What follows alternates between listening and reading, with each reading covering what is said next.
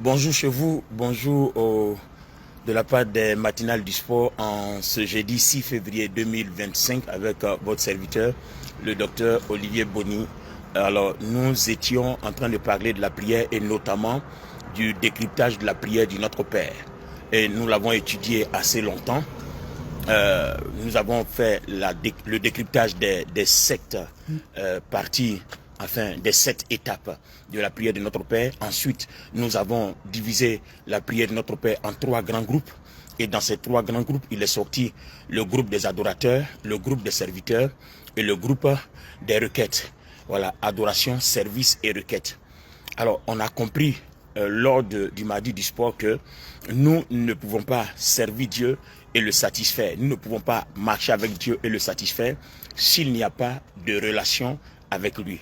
Et la relation consiste à une vie de consécration, une vie de transformation, une vie de fidélité, une vie de loyauté à l'éternel Dieu. Cependant, cette première partie qui concerne l'adoration, c'est-à-dire notre Père qui est aux cieux, c'est à toi qu'appartient dans tous les siècles le règne, la puissance et la gloire. On comprend tout de suite que cette partie de l'adorateur a besoin de s'attacher aux choses spirituelles. Qu'est-ce que je veux dire par l'adorateur s'attache aux choses spirituelles? Souvenez-vous de quelque chose, pardon. Quand Dieu a créé les hommes, il a dit, il nous crée à son image et à sa ressemblance. Ça veut tout dire. Donc, on ne peut pas marcher avec Dieu sans lui ressembler. On ne peut pas marcher avec Dieu sans avoir ses attributs et ses caractères en nous. C'est impossible. C'est pour ça que la dernière fois, je crois le mardi du sport, nous avons parlé de la présence de Dieu en nous et la présence de Dieu dans notre cœur et dans notre esprit.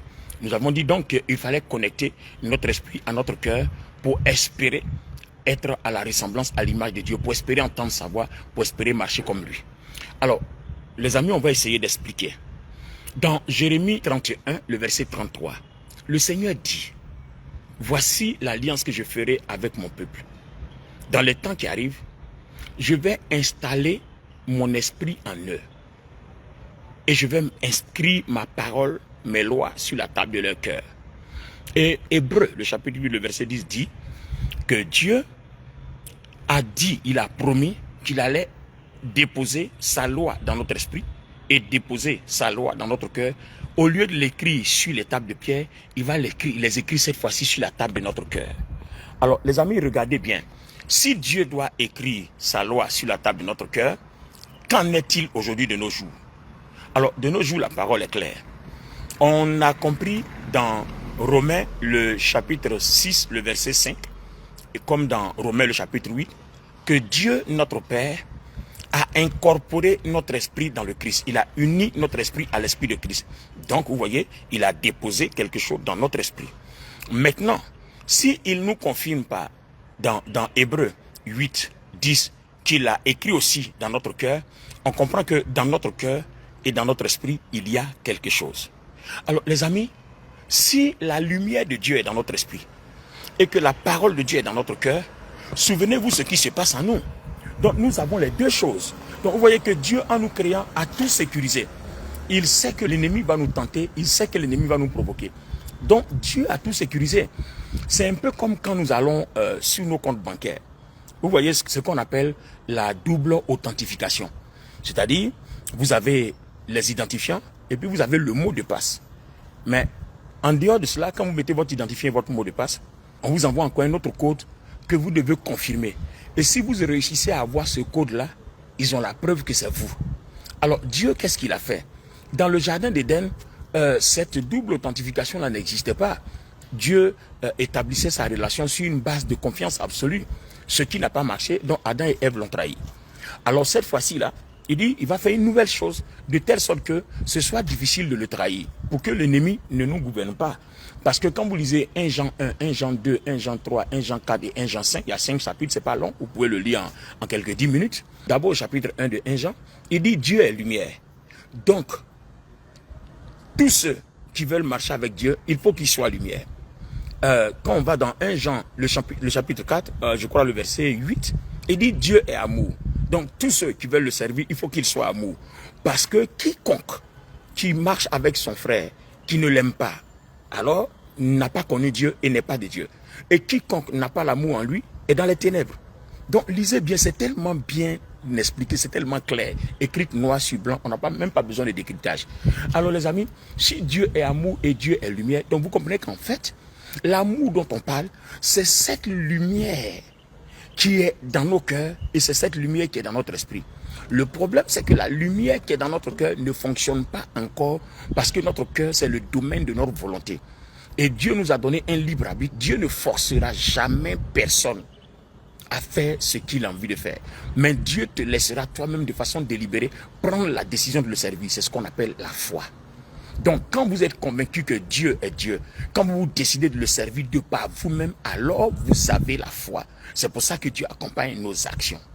Alors les amis, si nous avons la lumière dans notre esprit, le livre de 1 Jean 1, 1 Jean 2, 1 Jean 3, vous allez lire, il est écrit que les enfants de Dieu ne pêchent pas et ils ne peuvent pas pécher parce qu'ils sont de Dieu, parce que la vie de Dieu est implantée en eux. Ah, mais pourtant nous continuons de pécher. C'est parce que la vie de Dieu qui est implantée en nous, on ne l'a pas encore réveillée. Donc, Dieu a dit qu'il inscrit sa loi sur la table de notre cœur. Au commencement était la parole était avec Dieu et la parole est Dieu. Et quand vous lisez la suite du verset, la parole c'est Jésus-Christ. Donc Jésus-Christ est inscrit sur la table de notre cœur, mais seulement Jésus-Christ ne peut pas se manifester tant que nous-mêmes, on ne lui a pas donné l'autorisation de se manifester. Par contre, notre esprit qui est le domaine spirituel, Dieu se l'est réservé. Donc Dieu, par pure grâce, a sauvé notre esprit. 2 Corinthiens 5, 17. Si quelqu'un est en Christ, il est une nouvelle créature. Donc l'esprit qui a été lié par le diable dans le jardin d'Éden a été sauvé. Donc la lumière de Dieu est dans notre esprit et dans notre cœur. Il faut maintenant connecter ces deux choses pour que la gloire de Dieu soit active en nous, afin que nous ayons la force de ne pas pécher, afin que Dieu travaillant dans notre cœur, quand il nous parle, on entend, quand il nous montre, on voit, quand il nous présente des choses spirituelles, on ait le discernement pour comprendre ce que ça veut dire.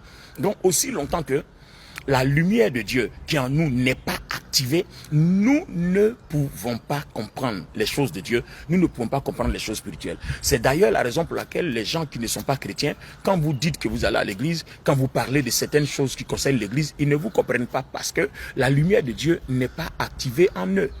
Donc, comment activer la lumière de Dieu? Donc on a vu tout de suite que cette lumière n'est rien d'autre que l'amour de Dieu. Dieu est lumière dans 1 Jean 1, Dieu est amour dans 1 Jean 4. Donc la lumière c'est l'amour. C'est par cette lumière-là que Dieu a frappé Saul de Tarse dans les Actes des Apôtres, le chapitre 9, vous vous souvenez, il a été arrêté par la lumière. Donc en fait, tout ce qu'on appelle la gloire, la puissance de Dieu n'est rien d'autre qu'une lumière qui fonctionne comme une haute tension électrique à laquelle rien ne résiste. Le diable ne résiste, personne ne résiste, la maladie ne résiste, la mort ne résiste. Il n'y a rien qui résiste devant cette gloire de haute tension. Quand elle vous percute, quand elle vous traverse, vous ne pouvez pas tenir si vous n'êtes pas de Dieu. C'est ce qu'on appelle la lumière. Donc cette lumière-là, elle est dans nos cœurs, Dieu l'a inscrite, vous voyez, et elle est dans notre esprit. Donc à nous de connecter. Et pour connecter, c'est pas compliqué. Puisque Dieu qui est dans notre cœur, il est amour. Si nous manifestons l'amour, alors nous sommes en train de connecter notre esprit à notre cœur. Donc la relation que nous avons avec Dieu est basée sur l'amour. C'est pour ça que les trois parties de la prière de notre Père, la partie de l'adoration, la partie des besoins et la partie des requêtes, il sort trois relations. Notre Père qui est aux cieux, donc relation entre le Père et nous. Maintenant, regardez bien, pardonne-nous nos offenses comme nous pardonnons aussi à ceux qui nous ont offensés. On parle aussi d'une relation avec notre prochain. Donc nous avons trois sortes de relations avec notre prochain, dont la base est l'amour. Vous voyez, tu aimeras Dieu et tu aimeras ton prochain comme toi-même. Donc toutes les fois que nous manifesterons cet amour pour Dieu et cet amour pour notre prochain, nous sommes en train de demander à Dieu, qui est la parole de Dieu inscrite sur notre cœur, de se manifester et d'éclater en lumière, aussi simplement. Donc toutes les fois que vous poserez un acte d'amour vis-à-vis de Dieu, vis-à-vis de votre prochain, vous êtes en train d'activer, d'intensifier la lumière, la puissance et la gloire de Dieu en vous. Les amis, c'est pour ça que quand on n'aime pas, la Bible dit quoi? Celui qui n'aime pas n'a pas connu Dieu et n'est pas de Dieu. Lisez 1 Jean 1, 1 Jean 2, 1 Jean 3, 1 Jean 4 et 1 Jean 5. Vous pouvez lire par exemple la version Bible du Semeur, qui est très explicite, très claire. La version Bible du Semeur. Si vous ne l'avez pas, vous pouvez lire la version Bible second, qui est la version que tout le monde trouve en format Bible. Vous voyez? C'est très explicite. Il dit celui qui n'a pas l'amour n'a pas connu Dieu et n'est pas de Dieu. Si tu n'aimes pas, c'est que la lumière de Dieu n'est pas en toi. La lumière de Dieu ne peut pas briller en toi. Pourquoi? Parce que ce qui fait la lumière de Dieu, C'est rien d'autre que l'amour de Dieu qui est dans notre cœur. Et n'oubliez pas, ça je reviens dessus. Hébreux 8, 10, Jérémie 31, 33. Il dit Dieu a inscrit sa parole sur notre cœur. Et il est inscrit dans notre esprit. Or, la parole, c'est Dieu. La parole, c'est une lumière. La parole est une lampe. La parole, c'est la puissance de Dieu. Elle est dans notre cœur, elle est dans notre esprit. Mais Dieu ne va pas agir si toi-même tu ne décides pas qu'il agisse. C'est ça la foi. Donc, la confiance que tu auras en Dieu, au point de ne pas faire comme les autres, et toi, de dévouer ta vie à l'amour, c'est ce qu'on appelle la foi. Et c'est pour ça que quand tu parles, de l'abondance du cœur, la bouche parle. Donc, ce qui remplit ton cœur, c'est ce qui agit, qui accompagne ta parole. La gloire qui remplit ton cœur, l'amour qui est la puissance de la lumière, accompagne ta parole. C'est pour ça que quand nous prions, les malades sont guéris. Quand nous imposons les mains, les malades sont guéris. Parce que l'amour qui remplit notre cœur, Luc chapitre 6, le verset 43, la version parole vivante dit, le trop plein qui déborde, c'est ce qui accompagne notre vie. Donc le trop plein qui déborde prend espace dans notre corps, le trop plein qui déborde accompagne notre parole, le trop plein qui déborde ouvre nos yeux, le trop plein qui déborde ouvre nos oreilles, le trop plein qui déborde nous dispose à toutes sortes de discernements. Donc en fait les amis, la vie chrétienne ne tourne qu'autour de l'amour. La vraie puissance de Dieu que nous cherchons, dont nous parlons, l'onction c'est l'amour, ce n'est rien d'autre. C'est pour cela que il dit dans 1 Corinthiens 13, quand je parlerai en langue, quand j'aurai la multitude des dons, si je n'ai pas l'amour, je ne suis rien. C'est-à-dire, tu n'as pas la gloire, tu n'as pas la puissance, tu n'as rien du tout. Et tu ne peux rien devenir. Bon, en tout cas, si tu comptes sur Dieu, si tu n'as pas l'amour, tu ne peux rien devenir. Mais si tu comptes sur le diable, lui n'a pas besoin d'amour, il a besoin du mal. Donc la puissance du mal aussi, quand on l'a exploité, quand on a pris les richesses du mal, souvenez-vous, à la fin de notre vie, on sait où on s'en va, l'enfer. Donc, je ne crois pas que celui qui m'écoute ici a envie d'aller en enfer. Donc, tout le monde a envie de marcher avec Dieu. Donc, il faudra faire le bien. Alors, faire le bien, c'est permettre à la lumière de Dieu qui est en nous de se réveiller. Il faut qu'on réveille la gloire qui est en nous. Donc, il y a quelque chose. La parole de Dieu qui est Dieu est en nous. C'est inscrit sur la table de notre cœur. Donc, la même parole est inscrite dans notre esprit. Hébreux, chapitre 8, verset 10. Donc, c'est inscrit et dans notre esprit et dans notre cœur.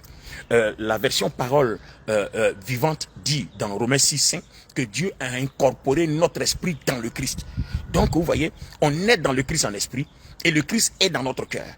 Donc, il suffit que la lumière qui est dans notre esprit soit connectée à la lumière de notre cœur. Une fois qu'elle se réveille, c'est terminé. Donc, il faut connecter l'esprit à notre cœur. À ce moment précis-là, tout ce qui est charnel en nous va disparaître. Parce que si nous réussissons à réveiller la lumière de Dieu qui est en nous comme notre esprit, alors notre cœur commence à franchir les étapes charnelles pour arriver dans les étapes surnaturelles, à penser comme les esprits. Vous allez voir, quand la convoitise va venir, elle ne vous dira plus rien. Quand la tentation va venir, elle ne vous dira plus rien. Quand la séduction va venir, elle ne vous dira plus rien. Expérimentez les amis, je sais de quoi je parle.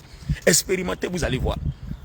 Une personne qui avant, quand elle voit les hommes ou bien quand elle voit les femmes, ça te dérange, ça te fatigue. Quand tu n'as pas de relation sexuelle ou quand on t'a énervé, que tu t'es pas vengé, si tu n'es pas en paix. Mais expérimentez ça. Si vous vivez dans l'amour, que la parole de Dieu se lève en vous, vous allez vous rendre compte que les gens vont vous faire des choses, ça vous fait mal, mais l'envie de vous venger ne vous traversera jamais. Pourquoi? Parce que vous savez que le jour où vous allez vous servir du mal, vous allez éteindre la lumière qui est en vous. Et si vous éteignez la lumière qui est en vous, vous vous exposez aux ténèbres, au diable, et les maris de nuit, les esprits mauvais vont commencer encore à parcourir vos rêves, vont commencer à fatiguer vos vies. Dans vos rendez-vous d'emploi, votre commerce, votre entreprise, vos affaires, vos business, l'ennemi va commencer à travailler là-bas encore.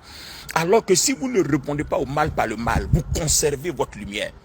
C'est pour tout ça là que dans la prière de notre Père, on s'en va chercher. Et Dieu dit, vous priez mal et vous ne recevez pas. Mais si on s'en va prier pour doser notre cœur d'amour, pour que le Saint-Esprit nous aide à aimer notre prochain et à aimer Dieu, que le Saint-Esprit nous aide à parvenir à ce sacrifice-là. Parce que l'amour, c'est un sacrifice. Dieu a tant aimé le monde qu'il a sacrifié son Fils à la croix. Vous voyez, vous ne pouvez pas aimer sans sacrifice. Attends, on nous demande d'aimer notre prochain. La personne qui t'insulte, qui te fait du mal, qui a envie de te tuer et qui pose même des actions sous tes yeux pour te détruire. Et puis Dieu dit, prie pour lui, Dieu dit, bénis-le. Les amis, c'est pas facile. Donc voilà le sacrifice. C'est pour ça que Proverbe 25 dit, bénissez-les. Priez pour eux, donnez-leur à manger, vos ennemis, ceux qui vous veulent du mal, donnez-leur à boire. Et Dieu dit, il vous récompensera. Lisez Proverbe chapitre 25, je crois le verset, à partir du verset 2. Dieu dit, il vous récompensera si vous faites ça. Pourquoi il vous récompensera? Parce que la gloire de Dieu se lèvera en vous. Or, quand la gloire se lève en vous, elle attire de bonnes choses dans votre vie. Vous voyez, elle accomplit les promesses de Dieu attachées à vous.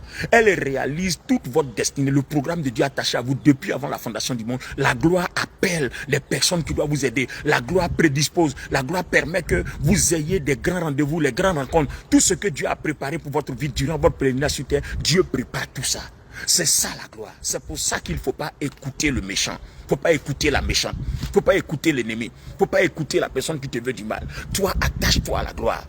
Parce que Dieu dit, si tu pries pour eux, tu les bénis, tu leur donnes à manger. C'est des braises que tu amasses sur les têtes. Donc, on va faire comme Pierre. Je crois 1 Pierre 3, 17, je ne sais plus. Je peux me tromper, vérifier. Il dit, c'est mieux de souffrir quand on fait du bien que de souffrir quand on fait du mal. Parce que quand vous faites du mal, votre souffrance est due au fait que Dieu vous abandonne. Il se retire de votre cœur. Et vous êtes dans les ténèbres parce que vous n'aimez pas. Mais quand vous faites le bien, alors vous avez mal dans votre cœur parce qu'on vous a fait du mal. Mais quand vous faites le bien en retour, vous accroissez votre gloire. Vous voyez, vous accroissez votre lumière. Vous accroissez la puissance de Dieu en vous. Vous accroissez la grandeur de Dieu en vous. Donc c'est comme ça qu'on connecte la lumière à notre cœur. Et c'est pour ça qu'il faut, on va en prière. C'est des choses qu'il faut chercher progressivement pendant notre vie chrétienne, dans le jeûne, dans la prière, en lisant la Bible. Il faut lire sa Bible. Il faut jeûner, il faut prier. Et si votre état de santé ne vous permet pas de jeûner, priez beaucoup. C'est pour ça que Dieu dit de prier sans cesse. Vous voyez, il faut prier sans cesse. Parce que notre lumière doit être maintenue. La lumière est maintenue quand nous prions. Elle est maintenue quand nous lisons la Bible. Demandons au Saint-Esprit de nous aider à aimer notre prochain. Demandons au Saint-Esprit de cultiver une relation avec Dieu. Vous voyez que tout ce que Dieu attend de nous, c'est une relation. Celui qui a une relation avec Dieu, une bonne relation avec Dieu, basée sur la consécration, la fidélité, la loyauté, basée sur la confiance. Celui qui cultive la connexion. Parce que notre Père qui est aux cieux, toi tu es naturel, lui il est surnaturel. Comme il veut que tu sois surnaturel aussi, il a inscrit sa parole dans ton cœur. Donc si tu vis dans l'amour, que cette lumière-là se lève, tu vas voir que tout ce qui est charnel va disparaître. Tu vas commencer à voir les choses spirituelles, tu vas commencer à transcender, tu vas commencer à comprendre ce que tout le monde ne comprend pas. Donc c'est pour ça qu'il faut prier, c'est pour ça qu'il faut jeûner. Et c'est d'ailleurs une des raisons pour lesquelles le Seigneur nous demande de prier sans cesse. Donc la prière, ce n'est pas aller chercher, donne-moi une voiture, donne-moi un mari. Si ton cœur est rempli de gloire, que la puissance de Dieu se lève, le mari là va te poursuivre. Parce que celui qui est dans la lumière, on ne cherche pas. On te voit, tu as la lumière. Mais la personne qui est dans les ténèbres, là, on la cherche parce qu'elle est perdue dans le noir. Donc, vous voyez, donc il faut être à la lumière pour que toutes les grâces, toutes les gloires que Dieu a réservées pour ta vie te trouvent. Parce qu'en fait, on cherche, on veut te repérer, on veut savoir où tu te trouves pour te donner ce qu'il faut. Mais tu es perdu, perdu dans les ténèbres. Comment on va te retrouver? On ne peut pas te retrouver. Quand Dieu a envoyé les corbeaux pour aller nourrir Élie au torrent de Kérit, ils ont trouvé Élie. Il a dit à Élie, va, il y a un corbeau qui va venir. Quand le corbeau vient, il trouve Élie. Mais si Élie était dans les ténèbres, là, comment le corbeau allait le trouver? Alors qu'on était en pleine famine. Vous voyez, face à nos problèmes, à nos difficultés, face à toutes les confrontations, les épreuves, à cause de la lumière, on sera repérable. La bénédiction va nous trouver. Dieu a dit quoi?